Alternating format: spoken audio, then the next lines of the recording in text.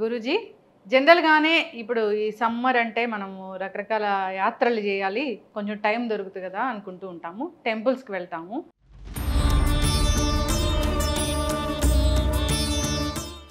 యాత్ర, journey, traveller, ప్రయాణికుడు. శరీరాన్ని తీసుకెళ్తున్నామా, మనము వెళ్తున్నామా?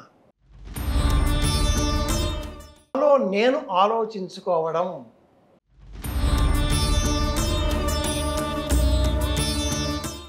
అంటే అక్కడ ఏదైనా మెడిసినల్ ప్లాంట్స్ కానీ అట్లా ఏమైనా ఉంటాయి?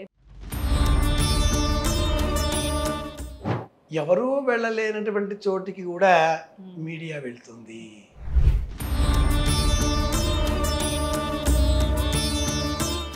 ఈనాటి కాలంలో మైకు పుచ్చుకొని ఒక వార్తాహరుడు, విలేకరి ప్రాణాలకు తెగించి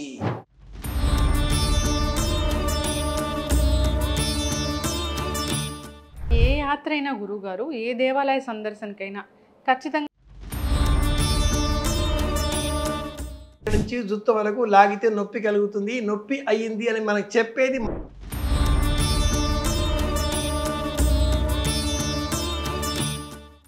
welcome to BRK Sanmargam with Lakshmi. ప్రస్తుతం మనతో పాటు స్టూడియోలో ఉన్నారు మనందరికీ సుపరిచితులు, ఆత్మీయులు, పండితులు శ్రీ కాకునూరి సూర్యనారాయణమూర్తి గారు. వారిని అడిగి సన్మార్గంలో మన జీవన మార్గం గురించి మనకు తెలియని విషయాలు తెలుసుకుందాం. గురువు గారు నమస్కారం అండి. నమస్కారం అమ్మా.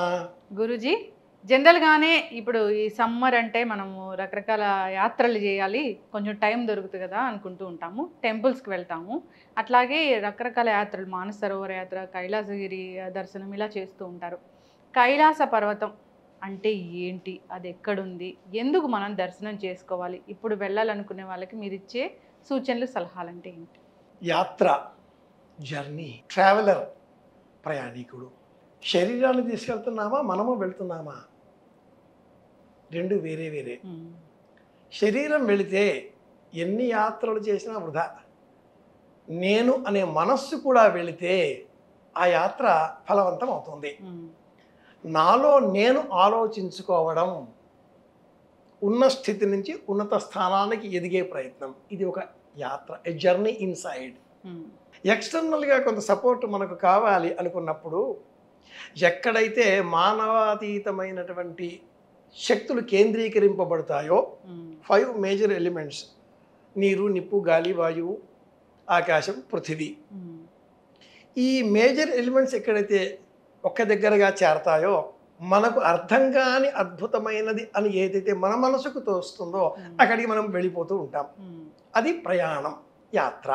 ఈ యాత్రలలో మళ్ళీ ఆధ్యాత్మిక యాత్రలు, ఆహ్లాదకరమైన యాత్రలు, వినోద యాత్రలు, విహారయాత్రలు, వివాహానంతరం చేసే మూన్తో కూడుకున్న, తేనెతో కూడుకున్న రాత్రులతో అవసరమైనటువంటి యాత్రలు, చిన్న పిల్లలతో చేసేటటువంటి విహారాలకు సంబంధించినవి ఎన్నో ఉంటే, ఈనాటి కాలంలో కైలాసానికి, మానస సరోవరానికి వెళదామా అనే యాత్ర మనలో బాగా ఆలోచనలు రేకెత్తించేదిగా మారింది. ఎన్నో యాత్రలు చేస్తాం పిలిగ్రిమేజ్ అన్న పేరిట. తిరుపతి, రామేశ్వరం, కాశీ, కన్యాకుమారి ఈజీ. చార్ధామ్ చేయొచ్చు.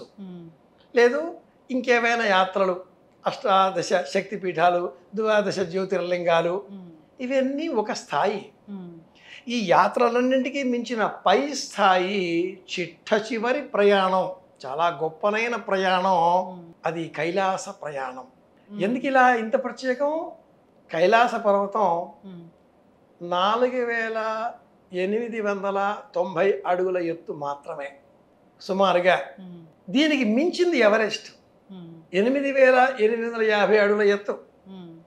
ఎవరెస్ట్ని ఎక్కేశారు, కానీ ఇంతవరకు ఎవ్వరూ కైలాస శిఖరాన్ని అధిరోహించలేకపోయారు. అవునా? ఇంతవరకు ఎవ్వరూ. ఈ పాయింట్ ఏదైతే ఉందో, మానస సరోవరం, కైలాసం, గౌరీకుండ, రణస్థలం లేదా రక్షస్థలం, ఇలాంటి పేర్లను చెప్తూ ఉంటారు. ఇవన్నీ ఈ మధ్యకాలంలో బాగా ప్రచారంలోకి వచ్చేసాయి. ఎందుకని అంటే ఈ కైలాసం దగ్గరే సింధు నది, బ్రహ్మపుత్ర నది ఇవన్నీ ఇక్కడే పుడుతున్నాయి. హిందువులకు ఆరాధ్య దైవమైనటువంటి శివుడు ఈ కైలాసం మీదే ఉంటాడు అని ప్రగాఢ విశ్వాసం. కైలాస శిఖరే రమ్యే శంకరస్య శివాలయే దేవత ఆస్తత్ర మోదంతి తన్మే మన శివ సంకల్పమస్తు. 32 శివ సంకల్ప సంబంధంగా చెప్పేటటువంటి ధర్మాలలో ఇది ఒకటి.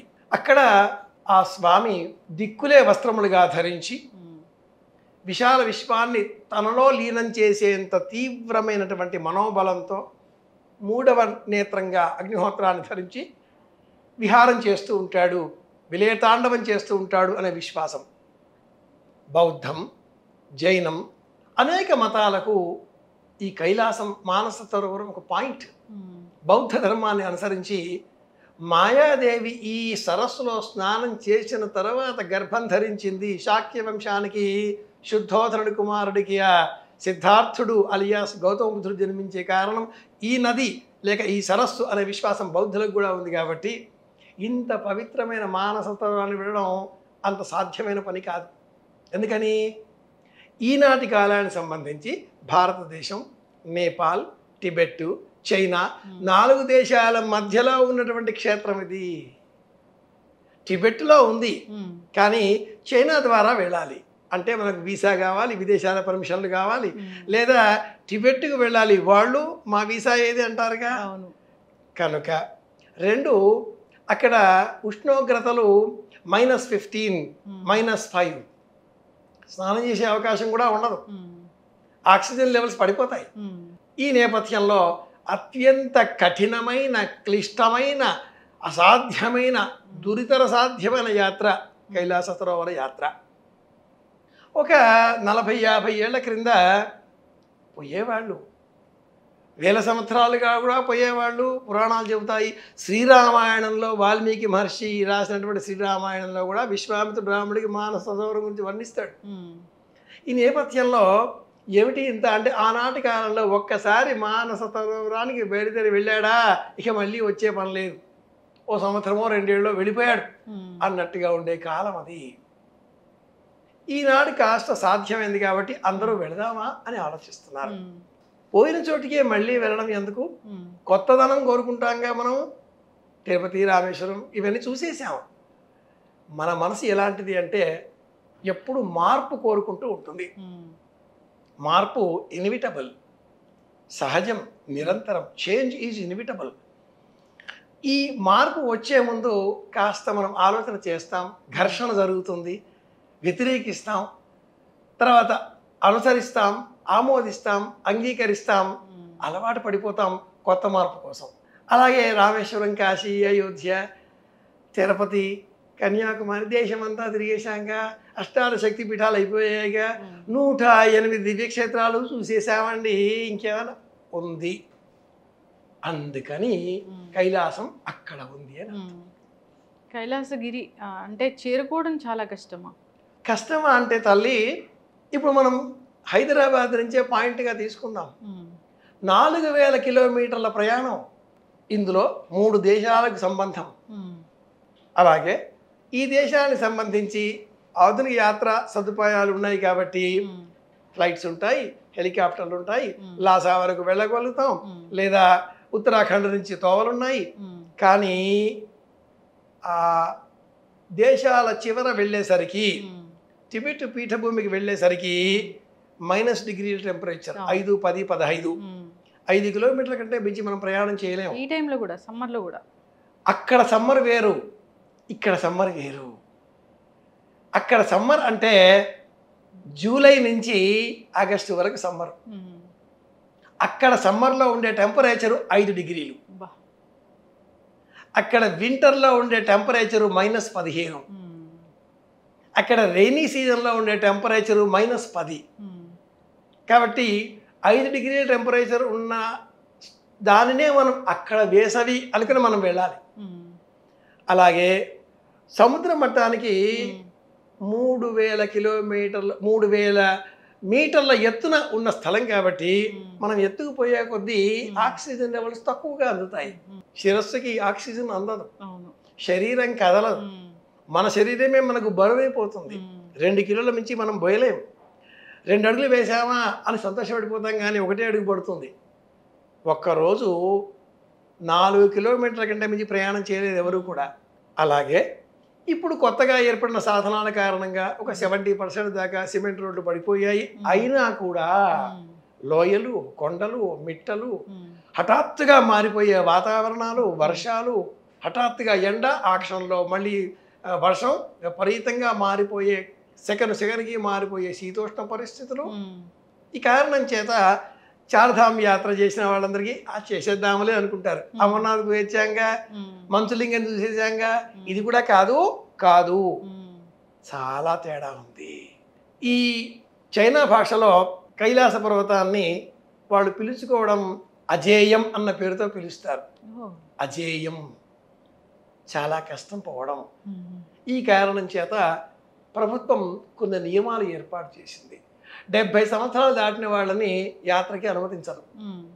నిజానికి క్రీస్తు శకం 7వ శతాబ్ది కంటే పూర్వం అఖండ భారతం అన్నప్పుడు ఆఫ్ఘనిస్తాను, ఇతర దేశాలన్నీ కూడా భారతానివే. మన సంకల్పంలో ఏం చెప్తాం మనం? భరతవర్షే భరతఖండే అని చెప్తాం కదా. ఆ చరిత్ర కాలంలో అంతా మనదే అనే కాలంలో పోయారు, ఉండేవారు. ఎప్పుడైతే టిబెట్ ప్రత్యేక రాష్ట్రంగా ఏర్పడిందో, దేశంగా ఏర్పడిపోయిందో, సంబంధాలు కాస్త క్షీణించాయి. అనక 1950 తరువాత కాలంలో చైనా టిబెట్ పైన తనలో కలిపేసుకునేటటువంటి కారణాల చేత చైనా అధీనంలోనికి ఈ పర్వతం రావడంతో, టిబెట్టే కానీ చైనా అధీనం కావడంతో తలుపులు పూర్తిగా మూసుకుపోయాయి. ఆ తర్వాత ఒక 25-30 సంవత్సరాలకు 78, 79 తర్వాత టూరిజం వల్ల కాస్త డబ్బులు ఏమైనా వస్తాయేమో అనే ఆలోచన చైనా వాళ్ళకి కలగడంతో వాళ్ళు ఇవన్నీ నమ్మరుగా. అక్కడంతా కూడా కమ్యూనిజం కదా, దేవుడా ఎలా ఉంటాడో అడిగేవారు కదా. కనుక టూరిజం డబ్బులు వస్తాయి అనే ఆలోచనతో 90, 79, 80 తర్వాత కాస్త నెమ్మదిగా 50 మంది, 100 మంది, 500 మంది ప్రయాణం ఆనక 2000 వరకు కాస్త ప్రభుత్వం కూడా చొరవ తీసుకొని హైందవ సనాతన ధర్మాన్ని రక్షించే నిమిత్తమై అన్నట్లుగా మినిస్ట్రీ ఆఫ్ హ్యూమన్ రిసోర్సెస్ వాళ్ళే అప్లికేషన్స్ పెట్టుకున్న వాళ్ళకి టెస్టులు చేసి, యోగా టెస్ట్ అవి చేసి 100, 200, 750 వరకు గవర్నమెంట్ వాళ్ళే పంపించేవారు. కానీ 2020లో కరోనా వచ్చి పడడంతో మళ్ళీ తలుపులు మూసుకున్నాయి. ఈ కరోనా వచ్చిన తర్వాత మళ్ళీ ఇంతకాలానికి ఈ మధ్యనే మళ్ళీ ప్రభుత్వం వారు పచ్చ జెండా ఊపడంతో అందరిలో కూడా కైలాసం అంటే ఏమిటి తెలుసుకుందామా అన్న ఉత్సాహం ఏర్పడింది. కైలాసవాస మన శివయ్య, పరమశివుడు అంటారు. అంటే పరమశివుడేనా దీనికి? ఇక్కడ టెంపుల్ ఉంటుందా అక్కడ? ఏమైనా టెంపుల్ ఉండదమ్మా. కైలాసం గురించి అర్థం చేసుకోవాలి, మానస సరోవరం గురించి అర్థం చేసుకోవాలి అంటే బ్రహ్మపురాణం, బ్రహ్మాండ పురాణం, బ్రహ్మవైవర్త పురాణం, పురాణాలలో ప్రస్తావనలు ఉన్నాయి. శ్రీరామాయణంలో కూడా ప్రస్తావన ఉంది. మానస సరోవరం, మనస్సు ఒక సరోవరం. ఈ అంశాన్ని వేదం పరోక్షంగా ప్రస్తావన చేస్తుంది. అక్కడ గుడి లేదు, మరి ఏముంది? పెద్ద కొండ ఉంది, అది మంచు పర్వతం. ఆ మంచు పర్వతానికి ఒక పక్కన ఉప్పు నీళ్ళ సరస్సు, మరో పక్కన ప్రపంచంలో అత్యంత ఎత్తైనటువంటి చోట ఉన్నటువంటి మంచినీళ్ళ సరస్సు మానస సరోవరం. 90 కిలోమీటర్ల రేడియస్తో, 90 అడుగుల లోతుతో ప్రశాంతంగా ఉండే ఆ సరస్సు, అది మంచినీళ్ళ సరస్సు. కానీ -డిగ్రీ టెంపరేచర్, నీళ్ళు గడ్డగట్టి ఉంటాయి. మరి గడ్డగట్టేటటువంటి కాలం జనవరి, నవంబర్, డిసెంబర్, జనవరిలలో నీళ్ళంతా ఐస్ బరిగిలాగా ఉంటుంది. అది కాస్త కరిగేటటువంటి కాలం జూలై, ఆగస్టు, సెప్టెంబర్. కాబట్టి ఆ కాలంలో వెళ్ళాలి అని ఆశపడతారు. ఇక దేవత అంటే కైలాస శిఖరే రమ్యే. అమ్మాయి, మన దేశంలో దేవాలయాలు ఎలా ఏర్పడ్డాయంటే అరుణాచలం కొండకి ప్రదక్షిణ చేస్తాం మనం కదా, నర్మదా నదికి ప్రదక్షిణ చేస్తాం మనం. అంటే మనం పూజించేది ఏదైనా కూడా 5 మేజర్ ఎలిమెంట్స్.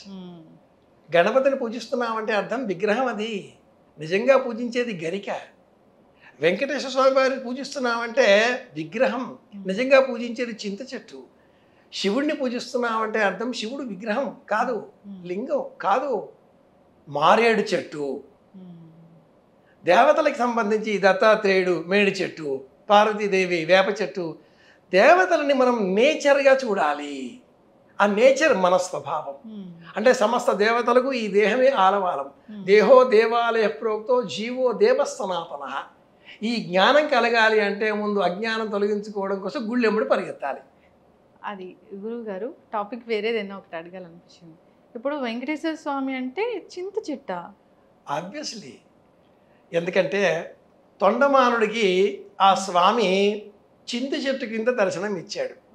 ఇప్పటికీ ఆ దేవాలయానికి సంబంధించి గొల్ల మంటపం ఎదురుగా ఉండేది, బహిప్రాకారం లడ్డూలు అవి ఇచ్చేది, లేదా చిన్న తిరుమలరాయలు, తర్వాత అచ్యుతదేవరాయలు, కృష్ణదేవరాయల వారు, తిరుమలదేవి చిన్నాదేవి విగ్రహాలు ఉండే ఆ లైన్ ఉంటుంది కదా. ఆ లైన్ దాటి ఇంకొక లైన్లోనికి వెళితే ఆలయానికి వెనకాతల వైపులా చింతబావి అనే ఒక పాయింట్ కూడా ఉంటుంది. స్వామివారికి సంబంధించిన తొలగించిన పుష్పమాలికలలో ఒక పుష్పాన్ని ఆ బావిలో వేస్తారు. ఒకప్పుడు అక్కడ చిన్న చెట్టు కూడా ఉండేది, సంపంగి ప్రదక్షిణ ప్రాకారానికి సంబంధించి అని చెబుతారు. స్వామి దర్శనం ఇచ్చినాడు, చింతలు తీర్చేటటువంటి స్వామి. ఇప్పటికీ ఖమ్మం జిల్లాలో ఒక వెంకటేశ్వర స్వామి దేవాలయం ఉంది. ఆ స్వామి ఆలయంలో స్వామివారికి చింతపండుతో చేసిన పచ్చడి నైవేద్యం పెడతారు. అన్నం పప్పులు ఏమీ ఉండవు. అక్కడే ఒక రోలు ఉంటుంది, అంత చింతపండు ఉంటుంది, బెల్లం ఉంటుంది. భక్తులు తీసుకెళ్తారు, లేదా అర్చకుడే చింతపండుతో పచ్చడి మాత్రమే చేసి అది మాత్రమే నైవేద్యం, అది మాత్రమే భక్తులకి ప్రసాదంగా. మన నమ్మకాలు దేవుడిని అర్చించే విధానంలో భక్తిగా మారిపోయి ఒక పద్ధతిని ఏర్పాటు చేశాయి. ఆవాహయామి ఆసనం ఇలాగా ఒక పద్ధతి ఏర్పాటు చేశాయి. అరుణాచలం ఎట్లాంటిదో అలా చెప్పకూడదు, కానీ కైలాస పర్వతమే సాక్షాత్తు పరమేశ్వర స్వరూపం. ఇప్పుడు తిరుమలకి వెళ్ళే సమయంలో ఈ మధ్యన కొత్తగా ఒక మాట చూస్తూ ఉన్నాం. ఆంజనేయ స్వామి వారి రూపం లేదా వెంకటేశ్వర స్వామి వారి రూపం కొండ చివరిలో కనిపిస్తోంది అంటూ చూస్తూ ఉన్నాం. ఎక్కే సమయంలోనే కొండ చూస్తేనే మనకి స్వామివారు గుర్తుకు రావాలా? ఆకాశంలో మబ్బులు చూస్తే ఆంజనేయ స్వామి వారు ఏదో సంజీవితం తీసుకుపోతున్నట్టుగా చెప్పిస్తారు కదా. అంటే భ్రమ, భ్రాంతి, సత్యం మన మనసుకు తోస్తుంది. ఇలాంటి ఆలోచన ఆ కైలాస పర్వతం చూస్తే మనకు కలుగుతుంది. ఆ కొండనే పరమేశ్వరుడు. శివుడికి రూపం ఉంటుందా? సద్యోజాతము, వామదేవము, అఘోరము, తత్పురుషము, ఈశానము అనే పంచముఖుడైన శివుడికి లింగాకారంలో ఉన్నప్పుడు లీన్యతే గమకానితి లింగ, రూపం లేదుగా, ముక్కు చెవులు కళ్ళు లేవుగా, చిహ్నం. ఈ భూమండలమే శివుడు. భూమి చుట్టూ తిరిగేటటువంటి చంద్రుడు ఉపగ్రహం. ఏమి ఈ చంద్రుడు భూమి అన్నప్పుడు ఈ భూమి మీద పెరిగేటటువంటి చెట్లు, చేమలు, ప్రకృతి, ద నేచర్ సోకాల్డ్ పార్వతి. అందుకే పార్వతీదేవిని ప్రకృతి నమః వికృతి నమః అంటాం. దైవాన్ని నేచర్లో చూసే ప్రయత్నం చేయాలి. అయితే గురువు గారు, ఈ కైలాస పర్వతం ఇలా వెళ్ళినప్పుడు అంటే మనం అక్కడ వాతావరణాన్ని పొల్యూట్ చేస్తామన్న ఫీలింగ్ కూడా ఉంటుంది కదా? అసలు తప్పకుండా ఉంటుంది. అసలు మనిషి వెళ్ళాడు అంటేనే వాడే మూలకారకుడు అవుతున్నాడు. కనుకనే ప్రాచీనులు, సాధకులు కొన్ని సాధనలను ఏర్పాటు చేసి వెళ్ళండి అని చెప్పారు. ఆ సాధనలు ఏమిటివి? తక్కువ తినండి అన్నారు కొంతకాలం. ఎందుకని? ఒక మనిషి తన జీవిత కాలంలో ఇంతో అంతో ఎంతో లాగించేయాలిగా. ఆ లాగించేది అంతా జీవితకాలం అంతా అనుకుంటే అంతా ఇప్పుడే తినేస్తే ఇప్పుడే వెళ్ళిపోవాలి. కనుక ఆ తినేది కాస్త తగ్గించి తక్కువగా తింటూ ఉంటే ఎక్కువ కాలం బ్రతకొచ్చు. కొంత మాట్లాడాలి, తక్కువ మాట్లాడండి. మాట్లాడే మాటలు మిగిలే ఉంటాయి, ఇంకా చాలా కాలం మాట్లాడుకోవచ్చు. కుదిరితే 4 మాటలు కప్పు కాఫీ అన్నట్టుగా. లేదు, కొన్ని వ్యవహారాలు చేయాలి, తక్కువ చేయండి. మౌనంగా ఉండండి, ముని. ఆహారం తక్కువగా తీసుకోండి, ఋషి. శ్వాస తక్కువగా తీసుకోండి, ఇంకా బ్రహ్మర్షి. ఇలా రకరకాలుగా. కనురెప్ప పాటు లేకంటే దేవుడు, అమరులు. కనురెప్ప కొట్టుకోవడంతో జీవితం ఆరంభమవుతుంది. ఒక నిమిషంలో 10 నుంచి 15 సార్లు మన కనురెప్పలు తాటిస్తూ ఉంటాం.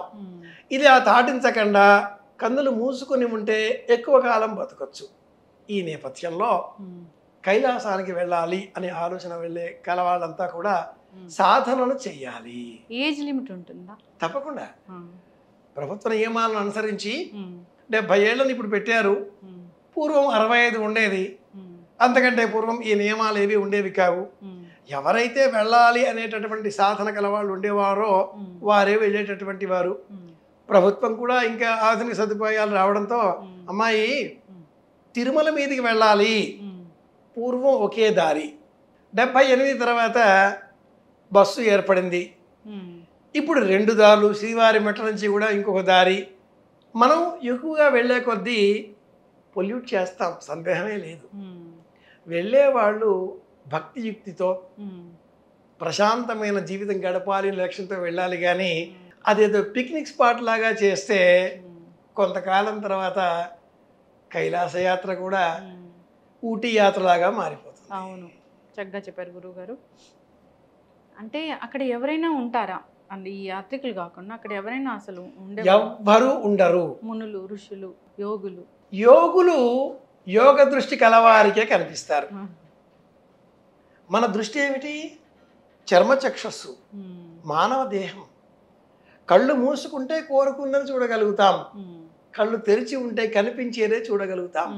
యోగులున్నారు, మనోదృష్టికి కనిపిస్తారు, మానవ దృష్టికి కనిపించరు. మనం కళ్ళు మూసుకుంటే కోరుకున్నది చూడగలుగుతాం కదా, కళ్ళు తెరిచి ఉన్నవి ఎదురుగా ఉన్నదే చూడగలుగుతాం. ఎలా చూడగలుగుతున్నాం? గుడ్డివాడు ఇచ్చిన కాయిన్ ఇలా అని చూచి 20 రూపీస్ కాయిన్ కొత్తగా వచ్చిందా అంటాడు. స్పర్శ ద్వారా తెలుసుకున్నాడు. చక్కటి పాట, రాగం కూడా తెలుస్తుంది బుద్ధి ద్వారా. చూడడం సర్వ ఇంద్రియాలతో కూడుకుని ఉంటుంది. అమ్మాయి ఎవరో నిన్ను వెనకాతల నుంచి అదే పనిగా స్టేరింగ్ అంటూ ఉంటారు, చూస్తూ ఉన్నాడు, కాసేపు అయ్యాక నీకు తెలుస్తుంది. ఏ అంటావా లేదా? వీపుకి కళ్ళున్నాయా? శరీరం అంతా.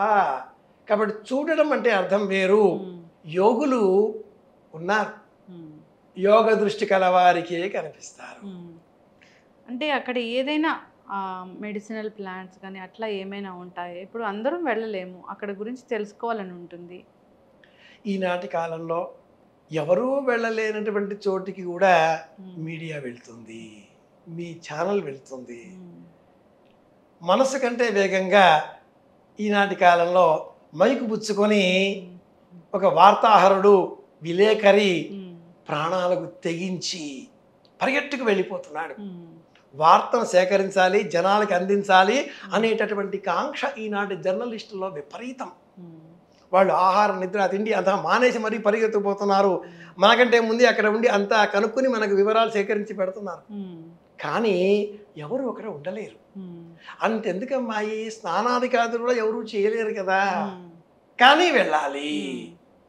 చూస్తే పుణ్యం, స్నానం చేస్తే పుణ్యం. హంసలు విహరించే క్షేత్రం మానస సరోవరం. ఆ క్షేత్రంలో తెల్లవారుజామున 2 నుంచి 4:30 ఈ మధ్య సమయంలో ఒక చిత్రమైన కాంతి పుంజం ఆ కైలాస శిఖరం పైన పడుతుంది. అది పసుపు, ఆరెంజ్, తెలుపు, నీలం లాంటి మిశ్రమ వర్ణం. ఈ వర్ణం ఇంతవరకు వర్ణాలను కలిపేటటువంటి కలర్ గ్రాఫ్టింగ్స్ చేసేవాళ్ళు ఉంటారు, వాళ్ళు కనుక్కోలేకపోయారు. దేవతలు వచ్చి స్నానం చేస్తారు, ప్రదక్షిణలు చేస్తారు అని మన పురాణాలు చెబుతాయి. పూర్వం బ్రహ్మదేవుడు సృష్టి క్రమాన్ని ప్రారంభించేటటువంటి సమయంలో తన మనస్సులో పరమాత్మ స్థానాన్ని ఒకటి కల్పించుకొని ముందుగా ప్రజాపతిరికామైత ప్రజాసృజయేతి సతపోతప్యత సర్పాన సృజత, ఏదో ఒకటి చేద్దామా అనుకుని కళ్ళు మూసుకొని ధ్యానం చేశాడు. ఆయన మనస్సులోంచి పుట్టిందే మానస సరోవరం. మనస్సు సరోవరం నాన్న, సింబాలిక్గా చెప్తాయి పురాణాలన్నీ. విశ్వామిత్రుడు రామచంద్రమూర్తికి శ్రీరామాయణం బాలకాండలో మానస సరోవరం గురించి చెబుతూ, నీ పని నువ్వు బాగా చేసుకోగలిగితే నీ మనస్సు నీ అధీనంలో ఉంటుంది. ఒక్క రాయి ఆ సరోవరంలో వేసావా అలలు పుడతాయి, ఆలోచనలు తప్పుదారికి పోతాయి. ఎంత ఏకాగ్రతగా మనం ఉండగలిగితే అంతగా చేసే పని పైన లక్ష్య శుద్ధి కలుగుతుంది. మనస్సును సరోవరంగా మార్చుకొని ఏ పని చేస్తున్నామో ఆ పని మీద చిత్తశుద్ధి, లక్ష్య శుద్ధి ఇవి ఏర్పాటు చేసుకుంటే ఒకసారి వింటే చాలు, ఒకసారి చదివితే చాలు ఏకసంతాగ్రాహంగా. అలాంటి స్థితి రావడం కోసం ప్రాచీనులు మానస సరోవరాన్ని స్మరించండి అన్నారు. రమణ మహర్షుల వారు నమశివాయ కంటే అరుణాచల శివ గొప్పది అన్నాడు. అరుణాచల శివ అరుణాచల ఓ పర్వతం. ఎందుకు ఇలా అన్నారు?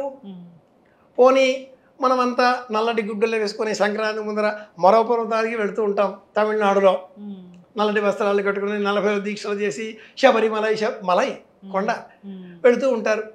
కొండలని పూజించండి. భాగవతంలో కృష్ణ పరమాత్మ ఏం చేశాడు? గోవర్ధన పర్వతాన్ని ఇలా ఎత్తి పట్టుకొని అందరూ రండి నాయన అన్నాడు. అంటే భూమిపైన పర్వతాలు ఉండాలి, వర్షాలు కురుస్తాయి. ఇప్పుడు ఈ మానస సరోవరానికి సంబంధించి ఇంత చర్చ ఎందుకు అంటే, ఈ మానస సరోవరం దగ్గరే 4 నదులు పుడుతున్నాయి. సింధు, సట్లెజ్, కార్పరి, బ్రహ్మపుత్ర. ఈ నదులు ఈ దేశంలో ప్రవహించి కొంత దూరమే ఆనక మన పక్కనే ఉండే దేశాలలోకి విస్తరించి వెళ్ళిపోతున్నాయి. పుట్టుక ఇక్కడ, ఆ స్థానం మన అధీనంలో లేదు. ప్రవహించేది మరో దేశంలో, అక్కడ మన ఆధిపత్యం లేదు. ఒకనాటి కాలంలో అని మనం ఏదో మా తాతల నాడు అని చెప్పుకుంటున్నాం అఖండ భారతం. కానీ ఇరువైపులా మనకి ఏ విధంగా స్వతంత్రం లేనటువంటి ఆధునిక కాలంలో ఇండస్ వ్యాలీ సివిలైజేషన్, సింధులోయ నాగరికత అని చెప్పుకునేటటువంటి సంస్కృతి గల భారతీయం, సనాతన ధర్మం, ప్రాచీన ధర్మశాస్త్రం, ప్రపంచానికి ఆదర్శప్రాయంగా ఉండే మానవీయ దృక్కోణం, ప్రపంచమంతా ఒక జాతి 198 దేశాలు అనుకుంటే ఈ 198 దేశాలకు ప్లస్ 4 దేశాలు వాటికన్ లాంటివి కలుపుకుంటే మొత్తం మీద 202 దేశాలకు ఒకే దేశం దేవాలయం వంటిది. ఆ దేశం భారతదేశం. ఇలాంటి దేశంలో ఆధ్యాత్మికత అన్నప్పుడు అందరూ మీకు చాలా దేవుళ్ళు ఉన్నారండి అంటూ ఉంటారు. దేవుళ్ళు అన్న పదం తప్పు, దైవం అన్న పదం కరెక్ట్. ఇవన్నీ మెట్లు. ఈ మెట్లన్నింటికి మహా అన్న శబ్దంతో కూడుకున్న మహాదేవుడు. ఇంత చేసి అక్కడ విగ్రహం లేదుగా, కొండ. గమనిస్తే అమ్మాయి 18 శక్తి పీఠాలు, 12 జ్యోతిర్లింగాలు, 106 దివ్యక్షేత్రాలు, 108 అంటే ఆ 2 ఇక్కడ లేవు, భూమి మీద లేవు. వైకుంఠం పరమపదం పైన కలుపుకొని 108 అంటూ ఉంటారు. ఈ అనేక క్షేత్రాలలో ఒక పక్కన నది ఉంటుంది, ఓ సరస్సు ఉంటుంది. వెంకటేశ్వర స్వామి దేవాలయం పోయామంటే పుష్కరణ చూడాలి ముందు. కాళహస్తికి వెళ్ళామా స్వర్ణముఖి నది చూడాలి ముందు. కాశీకి వెళ్ళామా గంగలో మునికేసి కాషాయం కట్టే బ్రదర్ అంటాడు ఇప్పుడు బాలచంద్ర గారి పాతకాలం సినిమాలో ఆకలి రాజ్యంలో చూసుకుంటే. కనుక నది, నీటిని పూజించండి. కొండ, కైలాస పర్వతం సూచించండి, లేదా వింధ్య పర్వతం. ఎక్కడ చూచినా త్రికూట పర్వతం, మహేంద్ర పర్వతం. సీతాదేవిని చూసిన ఆంజనేయ స్వామి వారు ఎలా ప్రయత్నం చేశారు శ్రీలంక మీద అంటే ఈనాటి కాలంలో లంకకి ఎలా ప్రయాణం చేశాడు? రామేశ్వరం దగ్గర నుంచి అనుకుంటే తాను మహేంద్ర పర్వతం మీదికి ఎక్కి త్రికూట పర్వతం మీద ఉండే లంకా పర్వత సానులను స్మరిస్తూ పర్వతాలు, కొండలు కదా. కిష్కింధ అంటే పర్వతమే కదా. పర్వతాలు ఉండాలి, పూజించండి. చెట్లు ఉండాలి, పెంచి పోషించండి. వాతావరణం కలుషితం చేయకండి. నీరు కాపాడుకోండి. ప్రాణశక్తి ఆప ఇద్వా ఉభేషజీ ఆపో అమీ బచాతనీ ఆప సర్వస్య భేషజీ తాస్తే కృణవంతి భైషజం అప్సు మే సోమో బ్రవీద్ ఆపో వై సర్వా దేవతా. నేను వేరే వేరే వేరే అనువాకాలలో ఉండే మంత్రాలలో ఉండే ముక్కలు చెబుతున్నాను. నీటికి ఉండే శక్తి అపారమైనది. మనమంతా కంచికి వెళతాం, ఏకాంబరనాథ దేవాలయం అని చెప్పుకుంటాం. ఏముంది అక్కడ? మట్టి, శివలింగం. మట్టిని పూజించండి. పార్వతీదేవి శివుడిని ఏదో కళ్ళు మూసాడు, కాళీ అన్నాడు, విలపించింది. శివుడు లేడు, అంత మట్టి తీసుకొని ఇతడే శివుడు అని దగ్గరగా తీసుకుంది ఏకాంబరనాథ దేవాలయం. మట్టిని పూజించండి, గౌరవించండి. శరీరానికి ఏ రోగాలు రావద్దు, కరోనా రావద్దు. భవిష్యత్తులో కరోనా, తాత లాంటి రోగాలు కూడా రాబోతున్నాయి. ఏ రోగాలు రావద్దు. శరీరానికి మట్టి రాచుకొని స్నానం చేయండి. మూర్తికే హనమే పాపం యన్మయా దుష్కృతం కృతం మూర్తికే బ్రహ్మదత్తాసి కాశ్యపేనాభిమంత్రిత. వేదమే సమాధానం అనుకున్నప్పుడు శరీరానికి మట్టి రాచుకుంటే ఏ వ్యాధులు రావు కదా. ఒకప్పుడు మట్టి అది. ఇప్పుడు కూడా మీరంతా కూడా అదేదో దేశానికి వెళ్తారు. చాలామంది సినిమా నటులు మరొకరు చిన్నపాటిదే పక్కనే ఉంటుంది, దగ్గరే వెళ్ళి అదేదో మసాజ్ల కోసం మరింకెందుకో పోతూ ఉంటారు. ఆ బీచ్ల పక్కన కూర్చొని వీళ్ళు చేసేది ఏమిటి? శరీరం అంతా కూడా బురద రాసుకొని స్నానం చేయడం. మట్టి రాసుకుని స్నానం చేయడం. మనం చెబితే వ్యాధి, అదేదో పంచకర్మ చికిత్స అని చెప్పి మీ దగ్గర 10, 20, 10,000, 50,000 పుచ్చుకొని అంత బురద రాస్తే మడ్ బాత్ అని చెప్పుకుంటూ ఉంటాం. అంతేగా? అంటే శాస్త్రంలో చెబితే కానీ లెక్క రాదు, ఆధునికంగా చెబితే మటుకు లెక్క. ఇప్పుడు ఎవరికి సిద్ధిస్తుంది గురువుగారు ఈ కైలాస పర్వత దర్శనము? అంటే ఎవరు వెళ్ళాలనుకునే వాళ్ళు ఎలాంటి సత్కర్మలు చేస్తే వాళ్ళకు వస్తుంది? వెళ్ళాలి అనుకోవడమే సత్కర్మ.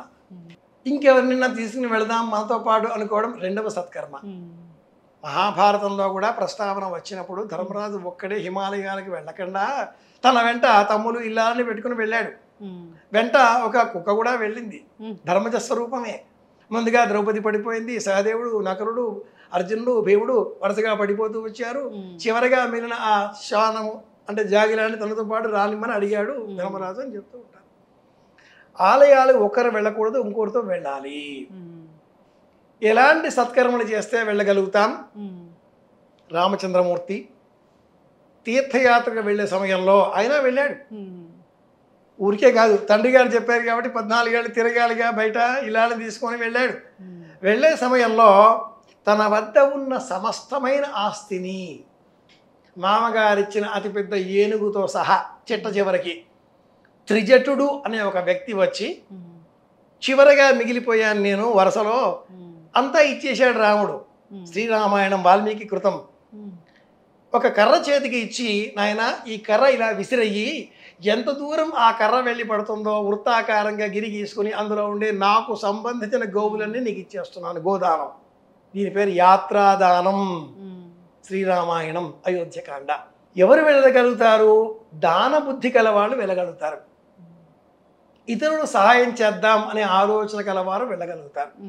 నేను ఒక్కడనే వెళ్ళాలి, పుణ్యం అంతా నాకే రావాలి, వాళ్ళు వెళ్ళినా ప్రయోజనం ఉండదు. ప్రారంభంలో చెప్పుకున్నాం కదా, శరీరం వెళుతుందా మనస్సు వెళుతుందా?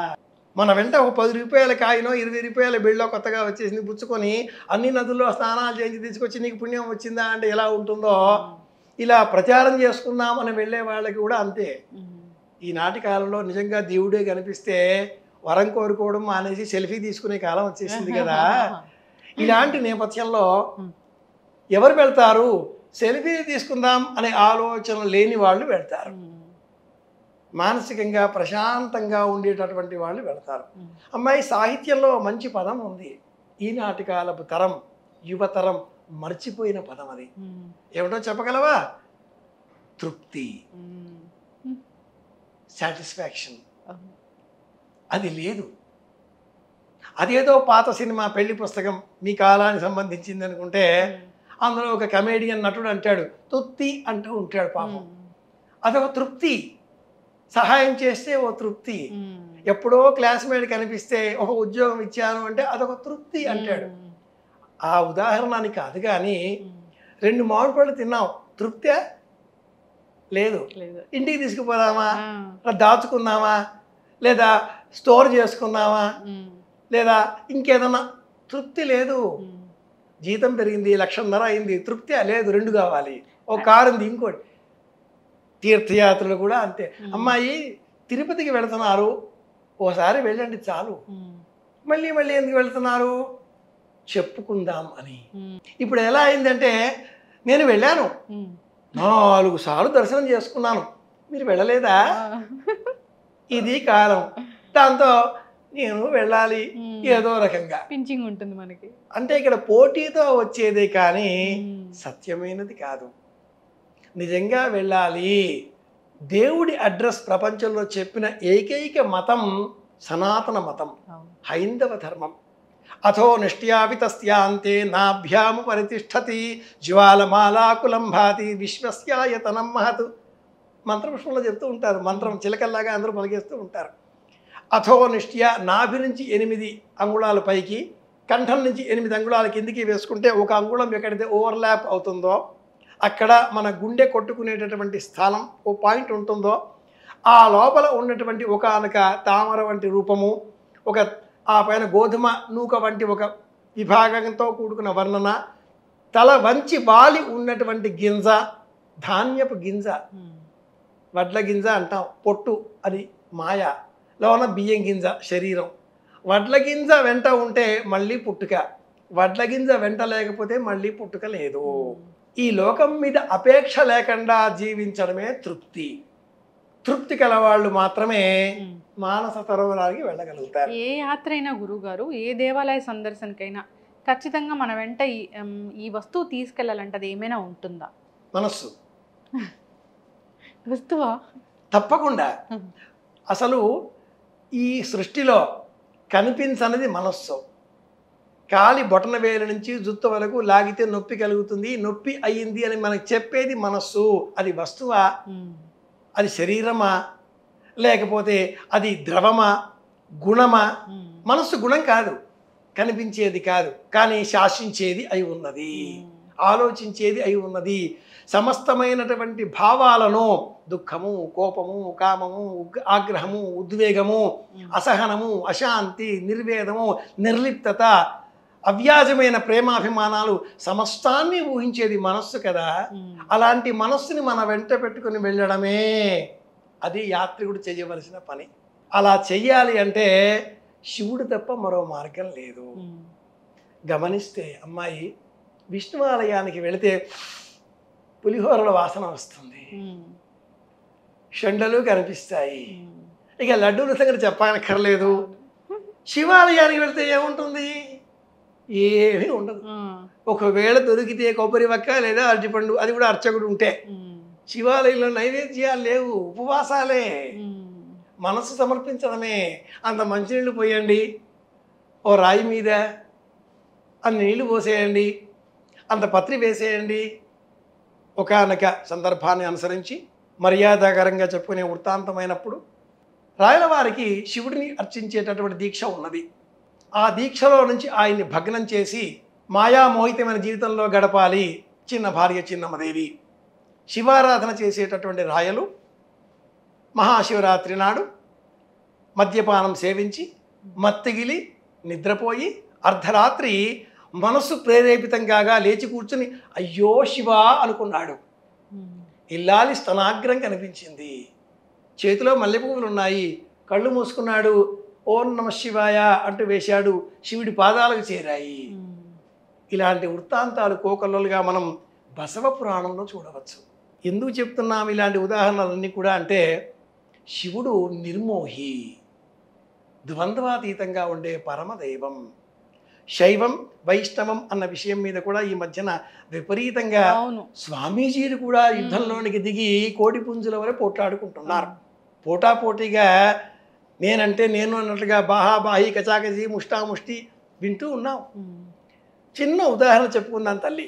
రామాయణంలో రాముడు రామేశ్వరంలో శివ ప్రతిష్ఠ చేయలేదు అని ఓ స్వామీజీ అంటే శ్రీరామాయణంలో ఆ ప్రస్తావన లేదు, నిజమే.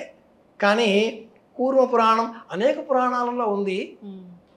ఈ ఉదాహరణ ఎందుకు చెప్తున్నాను నేనంటే శివుడు విష్ణువు ఒకే భక్తుడు, రావణుడు శివుడి భక్తుడు. ఈ శివుడి భక్తుడైన రావణుడు కైలాసాన్ని పెకిలించే ప్రయత్నం చేశాడు. రక్షస్థలం కైలాస పర్వతానికి ఒక దిక్కున ఉండేటటువంటి మరొక ప్రాంతం నల్లగా చీకటిగా ఇలా వేళ్ళు పెట్టినట్టుగా ఉంటుంది, మనం నేటికి చూడొచ్చు. అది రావణాసుడి హస్తం అంటారు. కైలాస పర్వతం మీద ఉండేది పరమశివుడే కాదు, రావణుడు కూడా. రావణుడికి మండోదరికి వివాహమైన దివ్య స్థలం ఈ రక్షస్థలం. మానస సరోవరానికి పడమర వైపున ఉండేటటువంటి ప్రాంతం, మానస సరోవరానికి మరొక వైపున ఉత్తరం వైపున ఉండే ప్రాంతం కైలాస పర్వతం. ఈ రావణుడు పార్వతీదేవిని చూచి ఇంత అందమైన ఇల్లాలు నీకెందుకయ్యా, బూడిద పూసుకున్నావు, 3 కళ్ళు ఉన్నాయి, ఇల్లు లేదు, ఏమీ లేదు, నాకు ఇచ్చేసేయి అంటే పరమశివుడు ఏమన్నాడు, ఆవిడ వస్తే తీసుకెళ్ళు, నాకే అభ్యంతరం లేదు. లలితా సహస్రనామావళిలో ఒక నామం ఉంది, శివదూత్యై నమః. శివుడు దూతగా ఉంటాడు అమ్మవారికి, వస్తే తీసుకెళ్ళు, నాకే అభ్యంతరం లేదు అన్నాడు. పార్వతీదేవి పరిగెత్తింది. పార్వతిలాగే ఉన్నటువంటి మయబ్రహ్మ కుమార్తె అయిన మండోదరను చూచి పార్వతీదేవి అని భ్రమపడి రావణుడు వివాహం చేసుకున్నట్లుగా పురాణం చెప్తుంది. మరొక వైపున విష్ణువు రామావతారం ధరించినప్పుడు ఇదే రావణాసురుడు ఆ రామచంద్రమూర్తి ఇల్లాల సీతాదేవిని అపహరించి తీసుకెళ్లి లంకా నగరంలో అశోకవనంలో భవంతిలో, చెట్టు కింద కాదు భవంతిలో ఉంచి ఎలా వస్తాడో మీ ఆయన నేను చూస్తాను అంటూ చెబితే సరేలే తీసుకుపోయాడు కదా అని ఊరుకోకుండా వానరుల సహాయం తీసుకుని వారధి కట్టి చంపి మరీ తెచ్చుకున్నాడే విష్ణువు. శివుడికి విష్ణువుకి భేదం చూస్తే ద్వంద్వాతీతంగా ఉండేటటువంటి వాడు శివుడు. ఇల్లు లేదే, ఇల్లు కావాలి అంటూ ఇల్లాలు విలపిస్తే మనకి ఇల్లు ఎందుకు అన్నాడు శివుడు. కాదు కూడదు అన్నది పార్వతీదేవి. ఇల్లు కట్టేసింది, గృహప్రవేశం చేయించాలిగా. ఎవరు చేయిస్తారు? బ్రహ్మ మనమడు మునిమనముడే ఉన్నాడు, పులస్త్ర కుమారుడు రావణుడు. ఇంతకంటే మించి ఎవడన్నా ఉంటాడా? వచ్చాడు బ్రహ్మ మనమడు మునిమనమడు రావణుడే, పౌరోహిత్యం చేశాడు, దక్షిణ ఇవ్వాలిగా. ఈ రావణుడు ఏమడిగాడు? ఆ ఇల్లు ఇచ్చేసే స్వామి నీకెందుకు అన్నాడు. తీసుకుపో అన్నాడు శివుడు. పార్వతీదేవి నిట్టూర్చింది, నాకింతే యోగ్యం అనుకున్నది. ఇలాంటి కథలు కానీ మానస సరోవర యాత్ర కానీ మనకు చెప్పేది ఏమిటి అంటే భార్యాభర్తలు ఒకటిగా బతకాలి.